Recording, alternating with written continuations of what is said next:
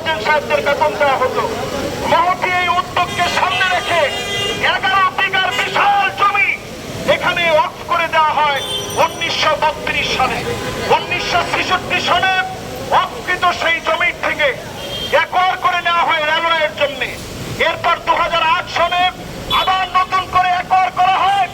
Acre করার পরে হাতির ঝিল প্রকল্পের জন্য একরকৃত জমি নেওয়ার পরে অধিগ্রহণ করার পরে ডিসি অফিস কর্তৃক আমাদের জমি 24 কাঠা জমি আমাদেরকে বুঝিয়ে দেওয়ার পরেও আমরা মেজর শাকির সহ ওনার বিভিন্ন সড়ক কৌশলের কারণে আমরা জানি করিম গ্রুপ নানাভাবে এখানে প্রবেশ করেছে।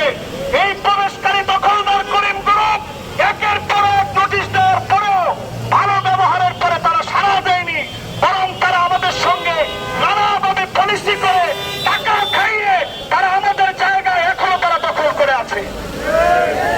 সম্মানিত মুসল্লিয়ানে কেরাম, আমরা পরিষ্কারভাবে দায়িত্বহীন কণ্ঠে আজকে বলতে চাই, রাজুকের চেয়ারম্যান জনাব রিয়াজুল ইসলাম রিজু ভাই তিনি আমাদেরকে জানিয়ে দিয়েছেন আগামী সোমবারের ভিতরে তিনি আমাদের জমি আমাদেরকে বুঝিয়ে দিবে। এজন্য রাজুক